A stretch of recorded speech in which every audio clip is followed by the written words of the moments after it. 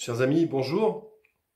Je m'adresse à vous aujourd'hui parce que j'ai une question qui revient très régulièrement de la part des gens qui m'appellent et qui est de savoir quel est aujourd'hui le message des crânes par rapport à la situation sanitaire que vit notre pays et par rapport à cette ambiance générale extrêmement paranoïaque, anxiogène, dans laquelle on veut absolument nous reconfiner et dans laquelle on nous empêche en permanence de vivre notre vie.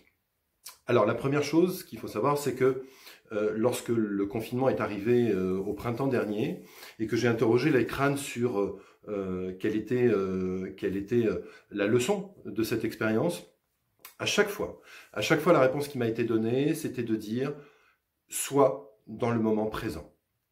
À chaque fois que je les ai interrogés, ou que moi-même j'ai eu peur, ou que moi-même j'ai eu des anxiétés parce que la situation était difficile à vivre, à chaque fois, le seul message que les crânes m'ont envoyé, c'était « sois présent dans le moment ». Autant dire que pas de projection, pas de questionnement, pas de besoin de réponse par rapport à la situation, mais simplement rester parfaitement centré, aligné, ancré dans une période qui est difficile et qui est aussi une période dans laquelle chacun d'entre nous est ramené à soi.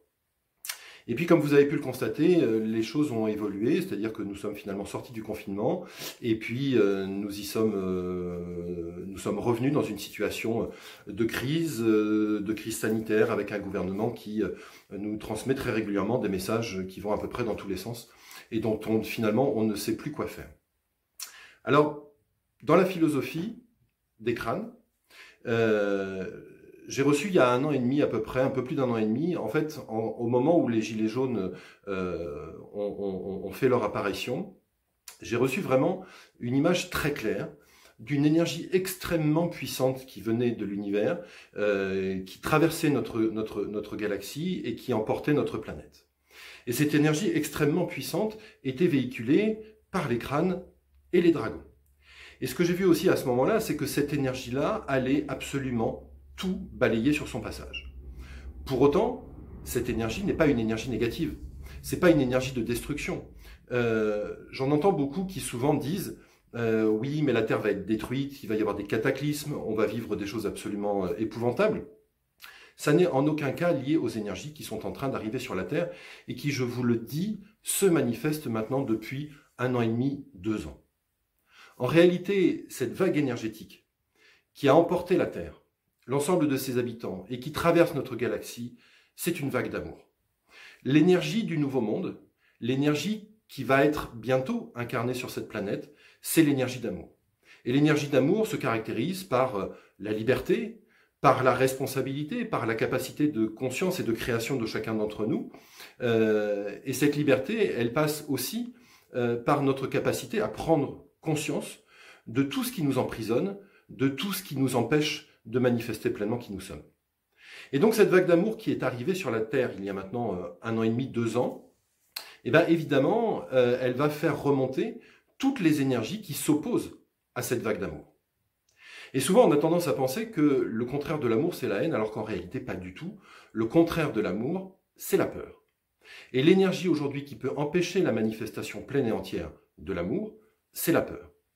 Et depuis maintenant 1 an et demi, nous vivons en permanence avec une peur qui est de plus en plus présente, qui est de plus en plus forte et qui est en permanence montée en puissance par les médias, par chacun d'entre nous, par les réseaux sociaux, par notre gouvernement, etc., etc.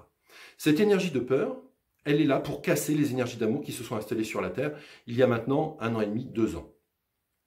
Alors, il appartient à chacun d'entre nous de savoir s'il cautionne ou non ces énergies de peur, et s'il vient alimenter ces énergies de peur par son comportement, par ses propres craintes, par la paranoïa collective dans laquelle nous sommes tous emportés, ou si au contraire, chacun d'entre nous décide de se réaligner et d'être parfaitement ancré et d'être dans la foi, dans la confiance de ce qui est juste, et ce qui est juste se manifeste au travers de l'amour.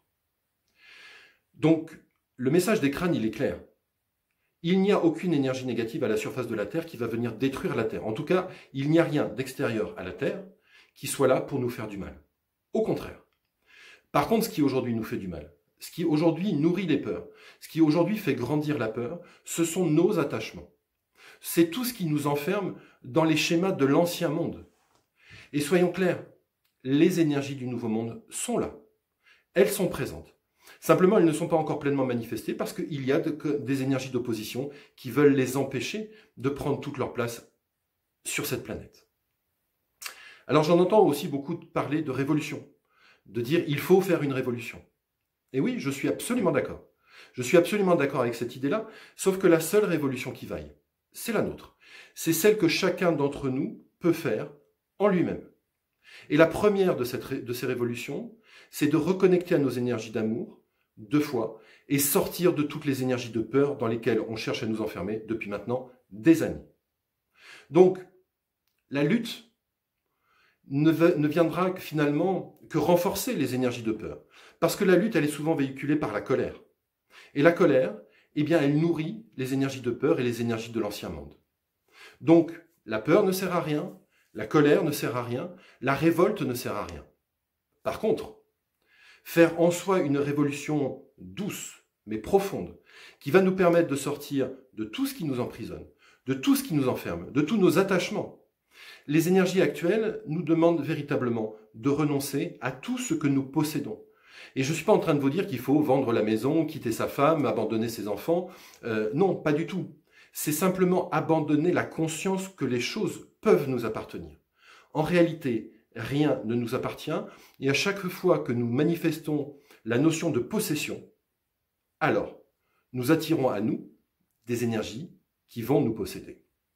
Donc, libérons-nous, révolutions-nous, allons chercher à l'intérieur de nous la foi, cet espace de liberté à l'intérieur duquel je vais retrouver mon plein pouvoir créateur, et vous verrez qu'avec l'énergie des crânes et des dragons qui sont déjà à la surface de la Terre, et qui de toute façon d'une manière ou d'une autre vont se manifester, eh bien nous allons réussir cette révolution, et nous allons réussir ce passage. Soyez rassurés, plus les énergies de peur montent, plus cela veut dire que les énergies d'amour sont fortes. Il ne peut pas y avoir d'énergie qui s'oppose à l'amour si l'amour n'est pas présent. Donc aujourd'hui, la peur, la crainte, la paranoïa collective dans laquelle nous nous retrouvons tous enfermés, n'est rien d'autre que la manifestation de l'arrivée de cet amour sur Terre il y a maintenant quelques mois, voire quelques années. Donc ayez confiance, ayez la foi. Le message des crânes et des dragons, il est clair. Libérons-nous de tout ce qui nous emprisonne, de tout ce que nous avons l'impression de posséder, et plus nous serons libres, et plus nous serons capables d'affronter ces énergies qui, elles, veulent véritablement nous empêcher de faire notre révolution. Donc, commençons par nous. Allons chercher à l'intérieur de nous la foi que nous possédons, l'amour que nous sommes capables de manifester, et vous verrez que ce passage, qui est un passage difficile et délicat pour beaucoup d'entre nous, finalement se fera avec beaucoup de sérénité et beaucoup de joie, parce que la manifestation de l'amour, c'est la joie. Je vous embrasse, passez une bonne journée, à très bientôt.